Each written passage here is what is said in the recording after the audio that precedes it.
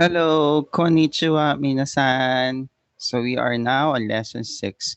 So in this module, we're going to discuss the grammar points of this lesson.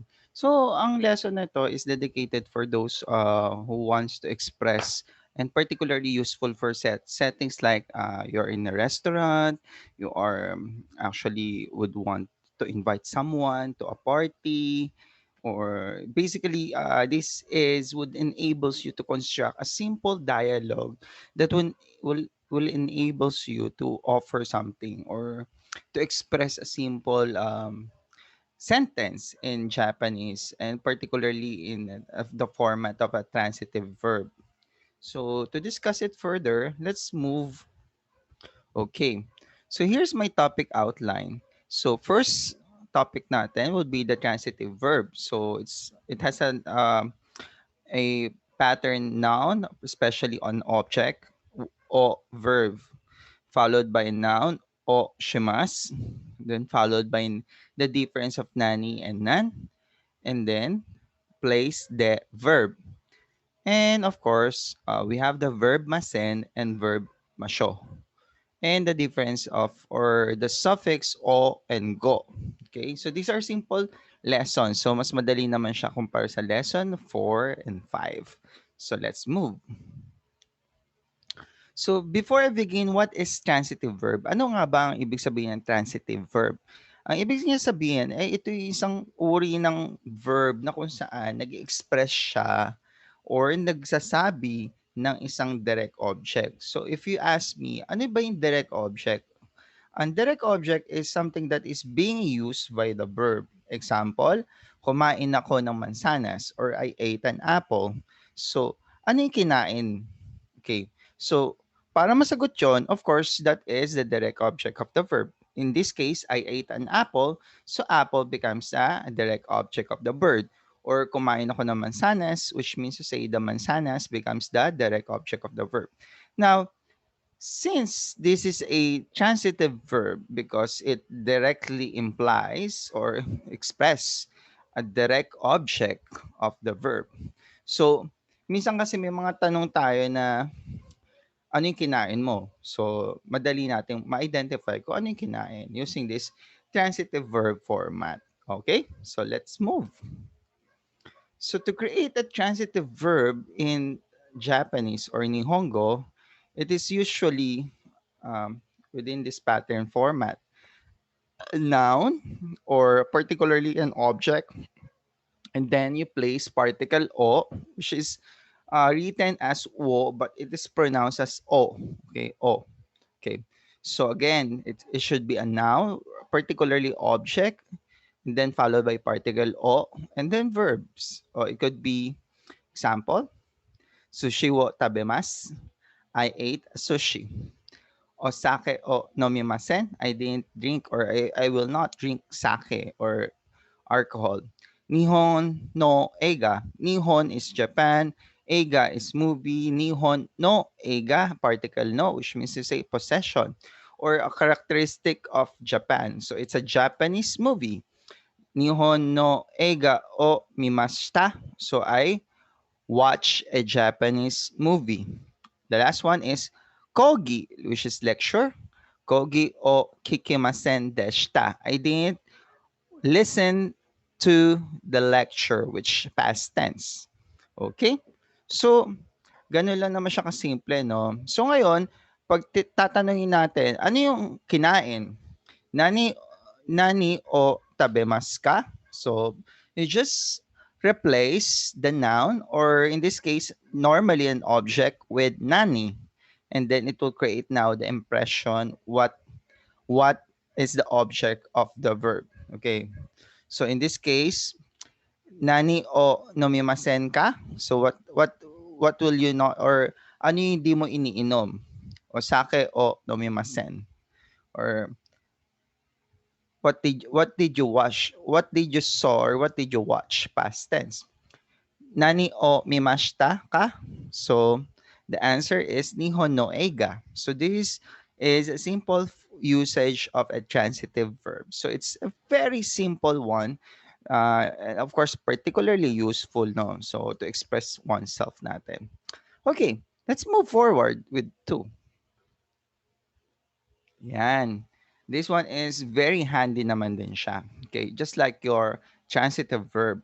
So sa transitive verb, ang focus lang natin is yung noun, no? Or normally it's an object na ginagawa natin direct object of the verb. Dito naman, shemas is the focus, the verb shemas. The verb shemas is actually a wonderful Japanese verb kasi ang ibig niya sabihin is shemas, to do. So you just attach any noun or any object or anything or any noun na pwedeng ikabit dito. It could be with particle o or sometimes without. It means to say, ginagawa mo tong bagay na ito. Example, ryori, which is cuisine or cooking. Ryori o shimas, to do the cooking or to do the ryori. Because shimas alone is to do. So now to do what? So you need to attach a noun, to do the noun. Example, ryori o shimas, to do ryori. So that is to cook. Tenisu, tenisu o shimas, to do the tennis or to play the tennis. Party o shimas or to have a party. So to do a party. So that is how useful is this verb. So normally in Japanese, no, so may mga words sa English na we forgot or we tend to uh, hindi natin alam ang ibig sabihin sa Japanese. We just basically adapt the English and then add the shimas. For example, uh, surfing the internet o shimasu ka? So do you do the internet or do you do let's say searching? Search o shimasu ka? Do you do the searching or do you do the internet search? Or another example, uh, e-commerce o shimasu ka? Are you knowledgeable about e-commerce or do you do e-commerce, 'di ba? So it's very handy, no? Madali natin siya magamit. Next. Okay. Next is we have to, of course, syempre may shimas ka. Just like the intransitive verb, nalalagyan mo lang siya ng nani o shimas ka to look for the thing or a direct object of the verb, no? Kasi ang nani kasi is what. Now here is, of course, ganun din siya. Nani o shimas ka, which means to say, uh, ano yung ginawa mo? Or nani, what o particle, direct object, shimas, to do. So what did you do? Okay? Now, nani o shimas ka is an expression used to say what do you do? Or not, or sometimes in casual talk we call it nani atan desu ka? So what do we have here? Parang ganun siya. But more formally it should be nani o shimas ka? So what do you do? Okay? So ano ginagawa mo or what makes you busy, parang ganon. Now, what's the difference of nani and nan? So it's quite commonly used, no? Dapat natin alamin, no? First, we use nan if it's used in tandem or use after the series or the hiragana series ng ta. So that means you say ta, chi, tsu, te, to. And as well as the da series, no? And also the na series na ni, nu, ne, no? So pag yun po yung magkakaduktong, example, sorewa, nandes ka? Kasi de is the sorewa, nandes ka? Kasi hindi is the da series. So, hindi po natin sinasabing sorewa, nani desu ka? That is quite awkward. Okay? So, hindi po natin sinasabi yan. So, it would be sorewa, nandes ka? Kasi nga, de or da series. Another one is nannohon desu ka? Kasi no, na series, no? Nannohon desu ka? What kind of book is this? Okay? Another one is nanto imasu ka? Nanto imasu ka? Which means to say, what did you say? Kasi to, ta series, right? Okay, nanto imasu ka? Okay, so yun po siya, no? So pag gumagamit tayo ng nan, if we are using it after or pagkat or after or within the, let's say, commonly used for des, commonly used with the ta, da, na series or its row Another rule din natin here is we sorry, we also use, okay, another rule din po natin sa nan is we also use this nan in conjunction with counters. Okay, anong counters? Okay, so counters po, sorry, counters. So ito yung mga nagbibilang ka. Example, nan-pon desu ka? So how many minutes? Nan-ji desu ka? So how many hours, 'di ba? So besides the tada na row, pag nagbibilang ka or you're looking for a quantity, quantity, no? Nanji, nanpun, nanban, okay? Nansai. So we commonly use nan, okay? That is here. Now, other than that, we use nani. Example, nani wo shimasu ka? Nani o shimasu ka? Kasi wo is hindi naman siya belong sa tada na row. Okay? So kaya po ang sinasabi natin is nani o shimasu ka? The whole nani. Hindi po nan o shimasu ka, hindi po ganon. Okay? Again, summarize po natin. Nan is used if it is in with combination or after the tada na series. Okay, example des, no, example is to. Okay, so these are commonly associated with nan.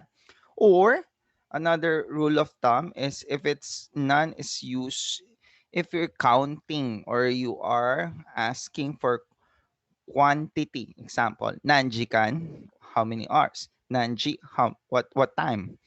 Nanpun, how many minutes? Nansai, how old? Okay, so these are things, no? Kasi quantity siya, okay?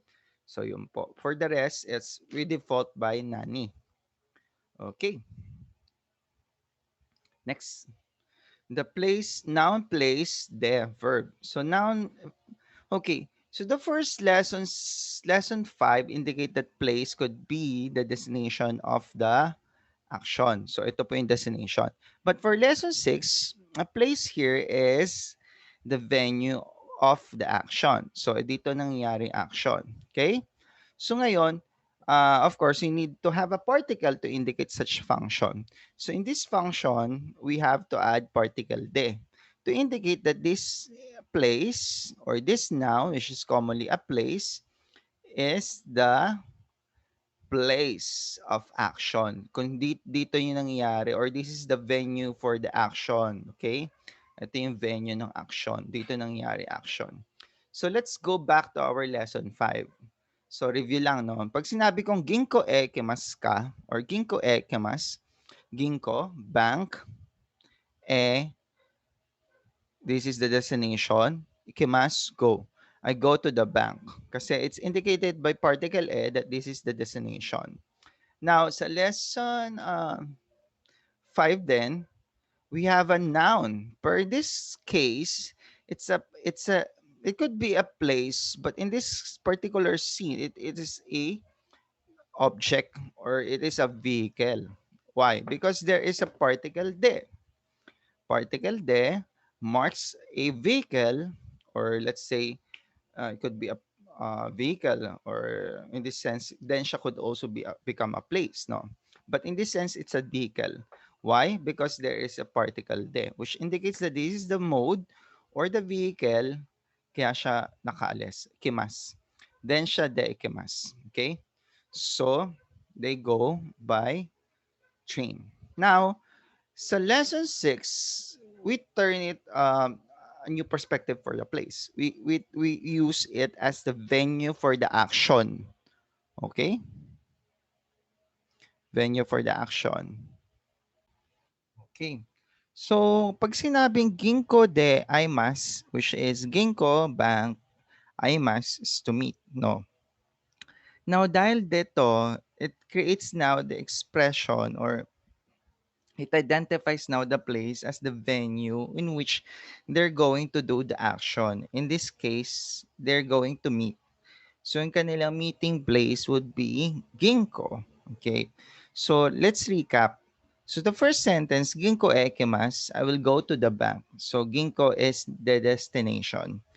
Ginko de aimasu is I will I will wait for you at the bank. So that is the meeting place. Okay, that is the place of the action of aimasu or to meet.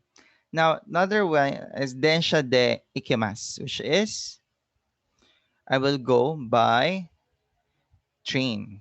Or okay, so pupunta ako by train.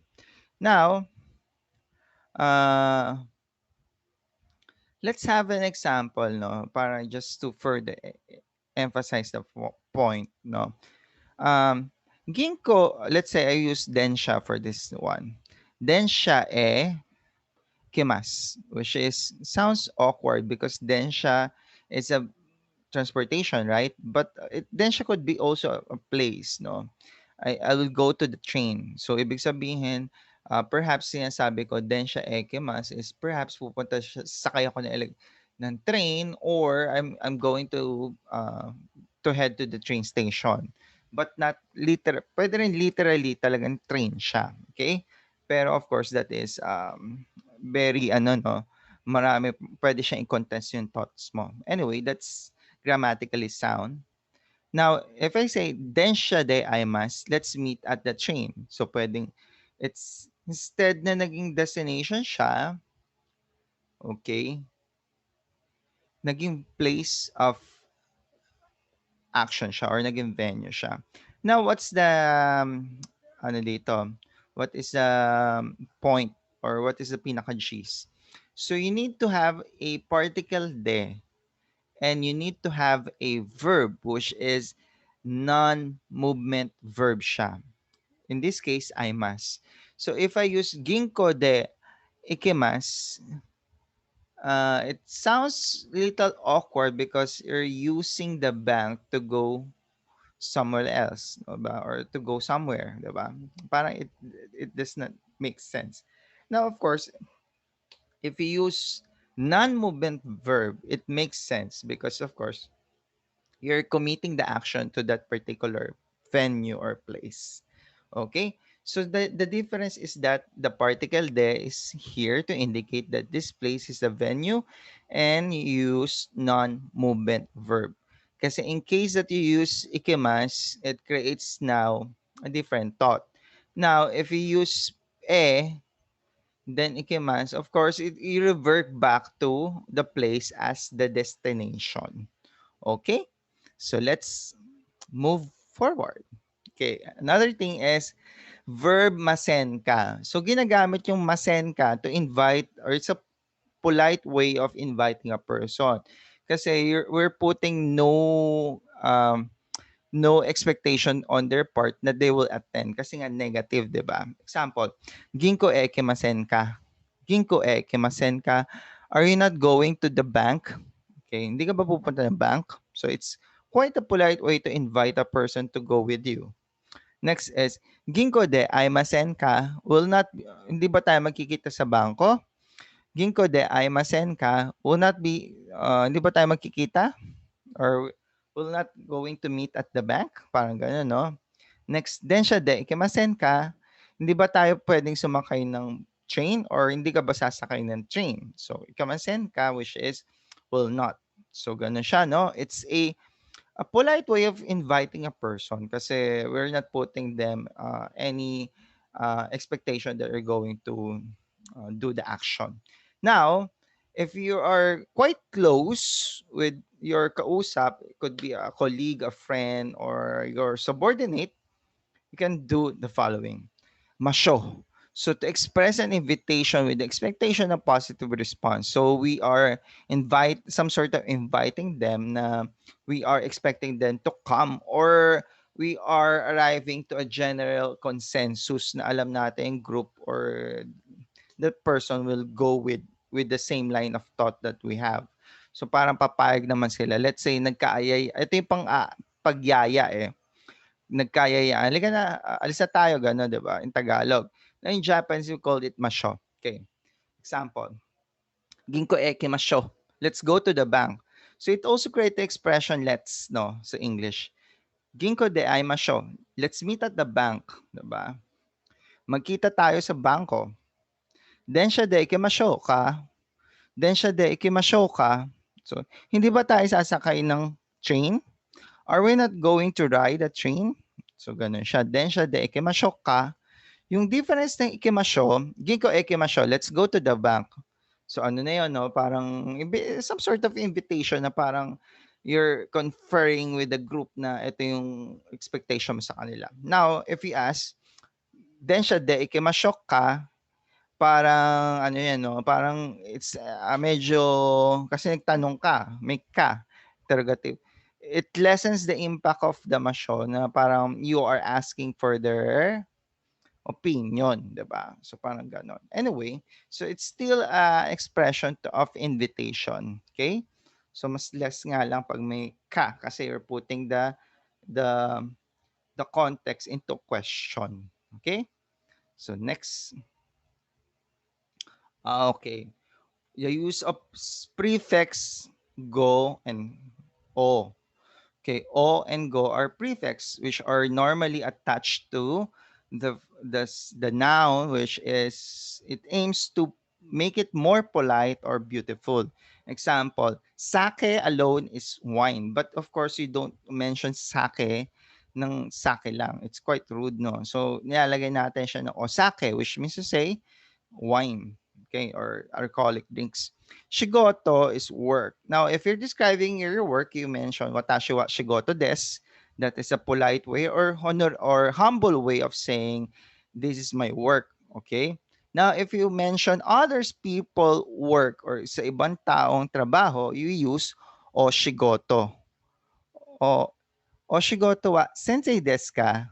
Or Oshigoto wa kyoshi desu ka? Is your work being a teacher or teacher? Is your work being a teacher? Yan. So, kasi work niya. Pag work natin, shigoto wa sensei desu. My work is a teacher, 'di ba? So medyo honorific siya, medyo humble siya. Yung sa ibang tao, it's more honorific, no? Next, go shotai. Shotai is invitation. Go, of course, that's part of their custom kasi go shotai. So parang it's invitation. Okay? So yun po. Okay, so that's it. So medyo madali-dali po ang ating lesson 6, no? So any comments and suggestion? Probably you have some questions. You can also like and share and subscribe to this video. So yun lang po. Maraming salamat. Otsukare sama deshita. Arigatou gozaimasu.